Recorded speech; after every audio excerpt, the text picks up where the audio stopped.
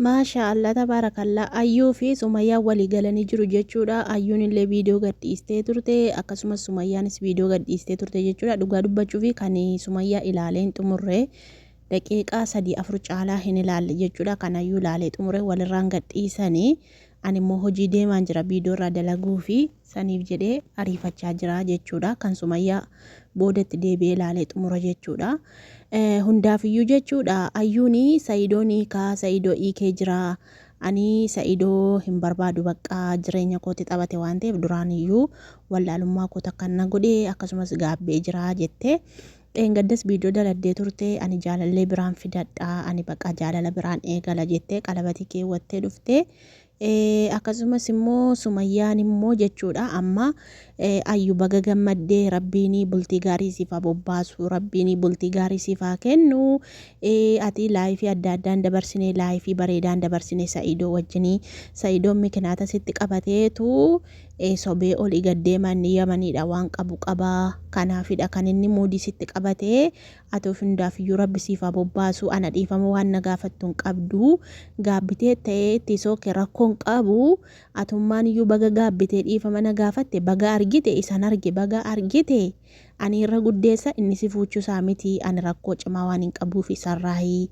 Kanaafidha malee waan biraatiif miti. Ati immoo amma hundaafiyyuu jennaani ani qimii sittiin qabadhu. Ani sittiin aarree guyyaa tokkoyyuu sitti aarree hin beeku. Ani kanaaf jennaan ani Sa'idumatti aarree malee sittiin aarree jettee Sumayyaan dubbattee jechuudha. Garma jalqabaa saseen dubbadhee ganaa itti deebi'ee dhaggeeffadha. Dhugaa rabbii ani viidiyoo namaatu dhaggeeffatee irraa hojjechuun jaalladhu.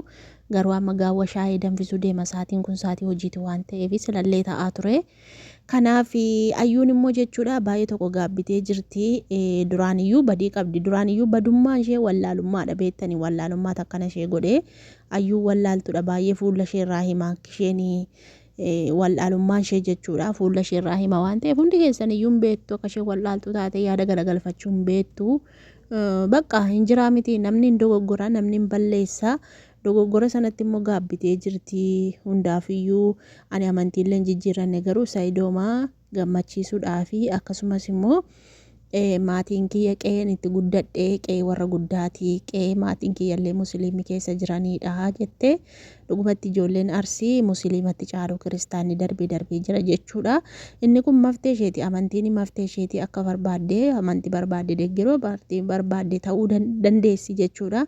Inni kun maftee isheeti jechuudha. Garuu immoo jechuudha Sa'idoo hiikuu irratti ani akka haadha isheetiitti kan hin gorsuu barbaadu akka hangafa isheetiitti akka waa hunda ishee caalaa beekuutti jechuudha. Isheen dandeettii na caalaa qabaattu iyyuu ani immoo bultii waa'ee bultii keessa sirriitti beeka waa'ee bultii argeera waan ta'eef Ayyuu tiyya bareedduu tiyya qaalii hankanis hin jedhu jaarsa biraa argadheera garuu Sa'idoo hiikeera Sa'idoorraa adda ba'eera jettee guutummaan guutuutti irraa adda ba'eera jettee isa kana Sa'idoon dhufee haa galuuti tasgabbaa'ee galuu sin oolu Yamanii jiraatus galuu nafuu jechuudha.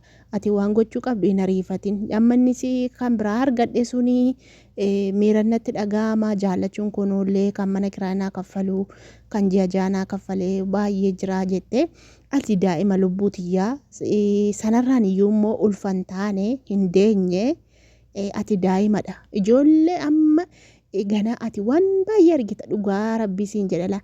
Ati amma kan itti dhabde amma yoo dhabde durbummatti qofa miti. Wallaahi durbummatti qofa miti.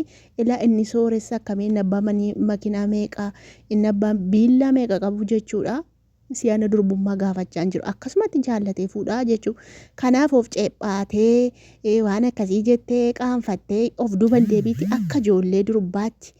Akka mana warra keetii jirtutti mana kireeffattee jiraattus akka mana warra keetii keessa jirtutti akka durbaatti akka ijoollee durbaatti jiraadha. Akka dubartiitti mataa kee of gadi qabdee aneerumeen ba'ee aneerumeen galee jettee akka dubartiitti gad of hin qabin akka ijoollee durbaatti akka duriyootti mana jirtutti zanaafataa jedhi ati daa'ima ganaa guddatteetu waa baay'ee argita gana waan baay'ee argita ganaallee iddoo guddaa geessa.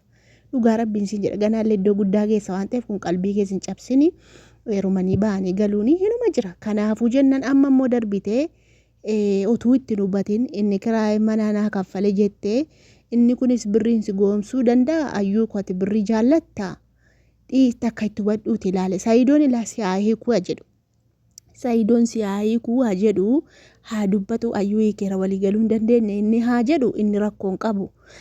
Sanarraan kan hafe immoo jechuudha gurbaa amma jaalladhee isinittin argisiisa jette kana ilaa amma osoo waliin fuudhini ayyuu tiyyaa osoo waliin fuudhini amma akka durii biyya keenyaatti jechuu osoo waliin fuudhini dura walaa sa'attee bakka itti laallattee amala isaa laallatteetu waggaa tokko wajjin haasoftee waggaa lama wajjin haasofteetu gara gaa'ilaatti seentee maatii kee barsiistee waraqaa ta'e ergataa jechuu. Kanaaf iyyuu amma kaatee amma qalabatiin godhatin. Yoo jaallattee sii ta'ee Saayidoo adda baate ta'ee fireendii yookaan jaalallee jedhu miti amma jiyoon harkaa baddee jiru dulloome balaan buute. Jaalallee kana jechuudha qalabatiitti keewwattee walii gootanii waadaa waliin galina. Maaliif suuta deemsa keessa amala isaallee laallattee viidiyoollee isinii waraaba jette viidiyoollee nu waraabdee nuti illee sii ilaallee jechuudha amala isaa laallachaa deemta malee amma kaanii amma jaallatanii ittiin heerumanii bar hin beektu mijoo nan gubadhe dhugaa rabbii yaa rabbii kee maal si godhe hin beektu bar amma hin bareeda itti isheen bifa laalaa jirti malee amalli isaa maal akka ta'e zariin isaa maal akka ta'e biyyi isaa eessa akka ta'e beektaa Finfinnee jiraata itti. Mee namni ammatu ijoollummaa qabaachuu baatte namni akkana jedha amma isheen bifa isaa laalteetu inni birrii isin kaffallee mana kiraa isa laalteetu gusettee fiigaarti. Kanaafiyyuu hin fiiginiiti lubbutiyyaa tasgabbaayitii guyyaa lama guyyaa sadiillee viidiyoo waraabee nu argisiisi naa ta'a jedhiiti fidiiti namni sirra beeku jiraachuu danda'a namni si ilaala nama sii ta'u akkasumatti fiizikaala isaa laalteeyyuu in hubatta waan ta'eefi. In ariifatiniiti waggaa tokko waggaa lama wajjin jiraadhuuti yoo sii ta'e amallisaa yoo hin deema ta'e atuutti heerumtaa jechuudha. Kanaafuu rakkoon qabuuti in ariifattee keessan bu'inii duraaniyyuu ariitii keetii kan kunoo Sumayyaan illee olii gaddeemtee Sa'idoon illee olii gabbabbadee amma ciraansaayyuu bakka inni jiru hin beekamu. Kanaafiyyuu ati jennaani ariifatteetu waa'ee gaa'ela keessan galini. Jana haasa'i maaliin jiramti maal jiru hin beektu isheen gaala mucayyoo magaalaati. Amma nuti biyya keenya durii amma waggaa tokko waggaa lama wal janajjannee walitti haasofnee wal fuuna malee amma kaanee waliin fuunuu jechuudha. Haasofsiifnee gara booddee dhumarratti yoo amallisaa ta'e gara maatiitti ergataa jechuudha. Akkasii kaa durii yeroo bara keenyaa jechuudha. Amma isheen daa'ima manaas gadi hin baatu gabbaates moobaalitti makana fudhattee balbala dura dhaabbattee sirbaa oolti. Isa olii gadi deeman hin beektu.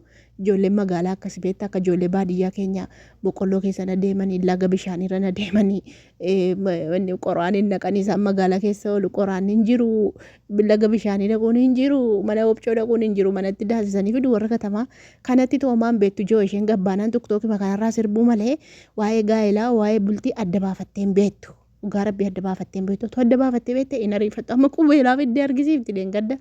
Qubeelaa fiddee argisiifte argeerraa dubbachuu dadhabee sammuun koo wanta biizii na ta'e tureefi jechuudha ayyulee koo in ariifatiniitii tasgabbaayiitii ilaalladhuutii yoo sii ta'e atiyyuu irraa hojjettaa viidiyoos immoo kottuutii wajjin dalagii nu beeksisii nuti si jaallannaa si kabajnaa sabiskiraabiillee si guddifnaa homaa rakkoo tokkoyyuu hin qabu yoo inni sii ta'e nutiyyuu ilaalleetu atuu murteeffatta waan ta'eef ariifatte qubeelaatti keewwattee dadhee ittiin galinii booda wal loluu jira. Ammayyuu utuu waa'ee heerumtee mayyuu utuu waa'ee malaayii fi abbaa manaa fi haadha manaayyuu hin dabarsin kun ammayyuu kana taate hin ariifatinii siin jedhan kana malee waan hin jedhu hin qabu kan Sumayyaa deemee dhaggeeffadhee itti deebi'a ijoollee dhugaa rabbii.